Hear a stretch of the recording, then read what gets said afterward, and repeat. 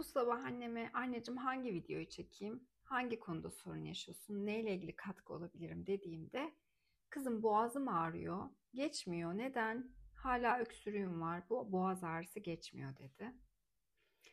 Buraya bakarken yolda nasıl akıyoruz bir oraya bakalım istiyorum kısaca.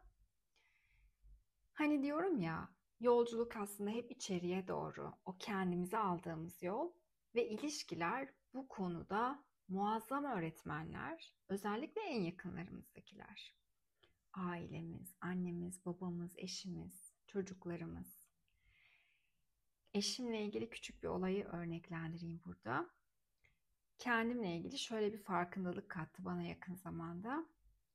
Bir yemekle ilgiliydi konu. Bir şeyi şöyle istediğinden bahsediyor ve ben onu o şekilde sunuyorum. Sonra 2-3 gün sonra hayır ben bunu böyle istiyorum diyor. Başka bir şey oluyor. Gene işte şöyle istiyorum diyor. Ben o şekilde yapıyorum. Sonra 3-4 gün sonra tekrar fikrin değişiyor. Hatta belki birkaç saat sonra ya da öbür gün. Dedim ki çocuk gibisin. Sürekli değişiyor fikirlerin, düşüncelerin. Bir gün şöyle isterim diyorsun. 2 gün sonra değişiyor ya da 3 gün sonra. O da dedi ki düşünceler değişebilir. Hiç istikrarlı değilsin dedim. Burada neden demoralize oldum? Beni kötü hissettiren ne? Eskiden öğrendiğim bir kalıp aslında.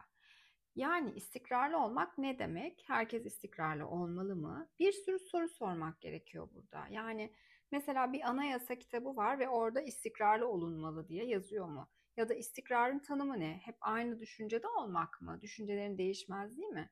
Gibi aslında bizi kötü hissettiren şeyler belki hep tekrarladığımız aynı düşünce şekli ya da hep aynı şekilde devam ettirdiğimiz davranış şeklimiz. Buraları fark ediyor olmak çok kıymetli. Güzel annem de boğazının ağrıdığını söylediğinde 3-4 gündür yanında olduğum için gözlemliyorum. Bir olay karşısında bir takım duygular biriktiriyor içeride ve onları yutuyor, ifade edemiyor. O sırada kızıyor mesela, kızgınlığını ifade edemiyor. Ya da işte söylemek istediği şeyi içeride tutuyor, söyleyemiyor. Yani aslında kendi düşüncelerine, duygularına önem vermiyor geri planda. Lütfen güzelcan, senin de eğer boğazın ağrıyorsa, hiç susmayan, sürekli devam eden bir öksürük varsa bir bak içeriye. Ben söylemek isteyip de neyi söyleyemiyorum? Neyi içeride tutuyorum?